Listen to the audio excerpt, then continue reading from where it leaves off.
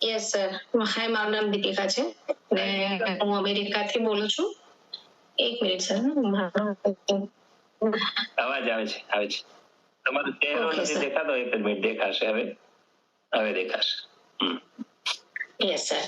હા, તો હું અમેરિકાથી બોલું છું ને આ કોમ્યુનિટીમાં આવ્યા ને મને 2.5 વર્ષ થયા.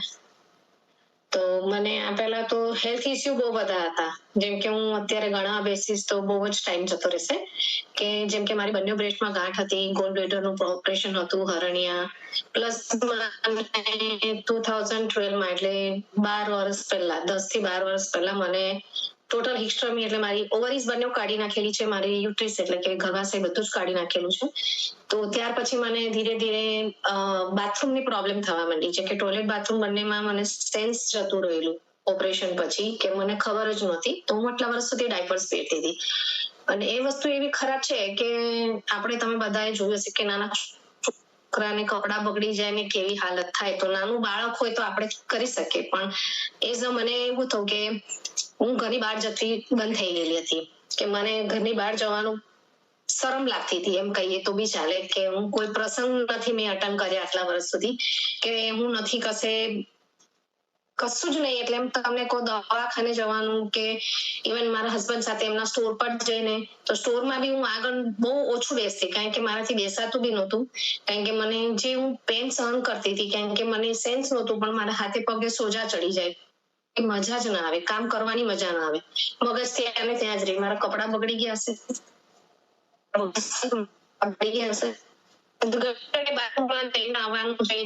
ચેક કરવાનું એમાં જ મારો દિવસ જાય.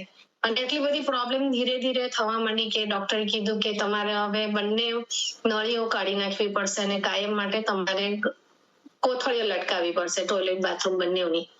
એ દિવસ એવો હતો કે મને એમ હતું કે હવે હું નહીં જીવું વધારે. તો હું થેન્ક યુ કે એ મારી પાછળ 3 મહિના સુધી પડ્યા કે 3 મહિના સુધી એ મને કહેતા રહ્યા કે મારી પર વિશ્વાસ રાખો. એ મારી બેસ્ટ ફ્રેન્ડ છે. તો હું એને તો થેન્ક યુ કહીશ કે મને આટલા વર્ષથી જાણતી હતી ને એને ખબર પડી કે મને આ પ્રોબ્લેમ છે તો રોજ જ ફોન કરે અને મને એમ થયું કે હું આટલી જ દવા લઈને આટલી જ સારી રીતે કંટાળી ગઈ છું તો હું હવે શું કરીશ આમાં આવીને. તું મને દવા જ આપવાના છો તમે લોકો, મને દવા નથી જોતી. તો કે ના, દવા નહીં મળે તને, પણ એમ કે હું તું મારી પર વિશ્વાસ રાખ કે હું તને દવા નહીં અપાવું. એમ કે તું ફક્ત એક વાત તો એક જ મીટિંગમાં બેસ.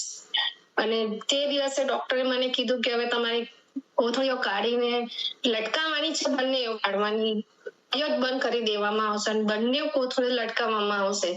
ત્યારે હું રડતી હતી ને એનો ફોન આવ્યો. ત્યારે મેં કીધું લાવ બેન, આજે હું તું કે છે ને એમ હું કરવા રેડી છું, પણ જો મને કોથળી નથી લટકાવી ને તો હું સમજી લે કે હું મરી ગઈ, હવે હું નહીં જીવી શકું. એટલી હાલત મારી ખરાબ હતી. અને હું તે દિવસે એક જ વખત બેઠી છું મીટિંગમાં ને સમહાવ તે દિવસે બેનનું રિઝલ્ટ મેં સાંભળ્યું તારે મારીથી રડી દેવાયું. મારું તો દુઃખ હું ભૂલી ગઈ ને એ બેનનું દુઃખમાં મને રડવું આવી ગયું કે જો એ બેનને આટલું સારું થતું હોય આ કોમ્યુનિટીમાં તો મને વિશ્વાસ છે કે મને થશે. પછી સરે મને કીધું કે તમે 3 દિવસ પહેલા આવો, તમે જુઓ. મેં કીધું સર મને 3 દિવસની બી વાત નથી જોવી. મેં બીજે જ દિવસે સરને કીધું અને મેં ત્રીજે દિવસે તો બી 3 દિવસ સુધી મેં એમની સાથે મીટિંગમાં હું રહી.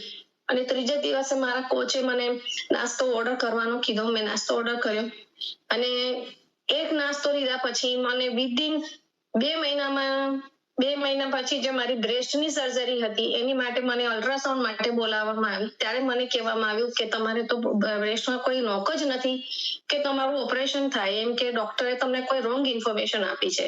તો મેં કહ્યું ના, મને આવેલી હતી ને મારું અહીંયા છે તમારી પાસે. એમણે મારું જોયું ultrasound before 1-2 months ago.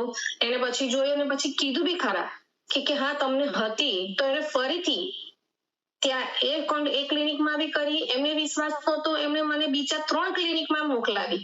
3 clinic વાળાએ કીધું કે ના, એને બ્રેસ્ટમાં ગાંઠ જ નથી. ત્યાર પછી હું પાછા ડોક્ટર પાસે ગઈ તો ડોક્ટરને કીધું, મેં તમે કીધું કે 3 જગ્યાએ જઈ આવીને બધા એમ જ કહે છે મારી પાસે મારી બ્રેસ્ટમાં ગાંઠ અને મારે ઓપરેશનની જરૂર નથી. ત્યારે ડોક્ટરને બી વિશ્વાસ નહોતો. એ ડોક્ટર હાલની ઘડીમાં બી હમણાં 2 દિવસ પહેલા બી ગઈ તો કે તમે જ્યાં મેડિકલ રિઝલ્ટ લીધું છે એ કઈ રીતે લીધું તે પ્લીઝ અમને જણાવો. ત્યારે હું હજી એમને પરમ દિવસે જ એમને ત્યાં જઈને એમને બતાવી આવી કે હું આ કોમ્યુનિટીમાં રહું છું અને આ કોચ છે મારા, અને એણે મને ગાઈડલાઈન આપી, ખાતા પીતા શીખવાડ્યું કે મારી લાઈફસ્ટાઈલ એમણે ચેન્જ કરી. તો હું થેન્ક યુ કહીશ મારા કોચને, કોમ્યુનિટીને. એ ધીરે ધીરે મેં બધા જ રિઝલ્ટ લીધા. મારા હરણિયાનું ઓપરેશન કેન્સલ થઈ ગયું, મારી બંને બ્રેસ્ટનું, મારું ગોલ બ્લેડરનું બી મારું ઓપરેશન કેન્સલ થઈ ગયું. ઇવન અત્યારે હું વગર ડાયપરે હું સરસ જિંદગી જીવું છું. તો જો મને અત્યારે 57 યર્સે હું મારી લાઈફ ફરીથી જીવી શકું છું, તો થેન્ક યુ કેસ આ કોમ્યુનિટીને કે મને આટલી હેલ્ધી જિંદગી આપી છે એ લોકોએ, કે હું આવી લાઈફ તો મને નથી ખબર છેલ્લા 10 વર્ષમાં હું આવી રીતે જીવી હતી કે નહોતી જીવી, પણ અત્યારે હું બહુ જ મારી લાઈફને એન્જોય કરું છું. તો હું થેન્ક યુ કેસ મારા કોચને, કોમ્યુનિટીને. Thank you. પણ તમે 13 વર્ષથી ડાયપર પહેરતા હતા, હવે ડાયપર પહેરવાની જરૂર નથી, એવું કેટલા સમયમાં આવું થઈ ગયું? એવું મને થયું લગભગ હું 1.5 વર્ષથી નથી પહેરતી સર. એટલે કેટલા સમય નાસ્તો અને ગ્રુપમાં જોઈન થયા પછી કેટલા સમયમાં એવું થઈ ગયું? ડાયપર્સ તો મારા વર્ષ પછી છૂટ્યા, પણ મારા શરીરમાં જે જે બીમારી હતી, જેમ કે બધા ઓપરેશન ફટાફટ બધા કેન્સલ થવા માંડ્યા. ઓકે, ડાયપર છૂટી ગયા. Yes sir. Very nice, super. અને ઓલું એક જે હમણાં રિઝલ્ટ માટે ફોન કર્યો તો એ શેર નહીં કરો? સર એ રિઝલ્ટ તો એટલું અમેઝિંગ છે ને કે હું મારાથી બોલાશે કે નહીં તે બી મને નથી ખબર. પણ થેન્ક યુ ગેસ કે જો આ કોમ્યુનિટીમાં એવું છે કે એટલું શરીરનું નથી મળતું સર સુખ, સાથે આપણને ફેમિલી સુખ બી મળે છે. જેમ કે હું સાચું જ કહી દઈશ તમને લોકોને કે હું ફેમિલીમાં એવું હોય છે કે મારો પોતાનો દીકરો મારી સાથે છેલ્લા 2-2.5 વર્ષથી નહોતો બોલતો, અને મને આ કોમ્યુનિટીમાંથી મારા કોચે જ કીધેલું કે ના તમે કોશિશ કરો, બોલશે. તો થેન્ક યુ. અત્યારે તો હાર્ટથી હું કહીશ સરને કે સર તમે આટલું મને સરસ શીખવાડ્યું. તો મારો દીકરો ને મારા બહુ મારા ઘરે આવતા થઈ ગયા, મારા સ્ટોર પર આવતા થઈ ગયા, અને એ લોકો હવે મને હક કરીને કે છે થેન્ક યુ મોમ.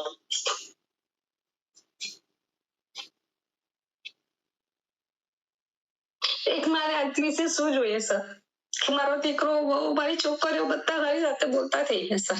તો થેન્ક યુ આ કોમ્યુનિટીને, મારા કોચને, મારા સુપર કોચને, મારા મેન્ટોરને.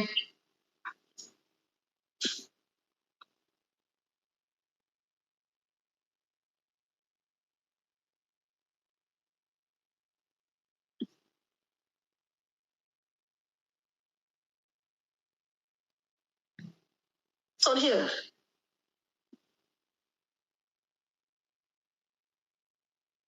Thank you sir. કોંગ્રેચ્યુલેશન. અમે કીધેલું એક દિવસ થશે ને થયું સર. Thank you. સુપર.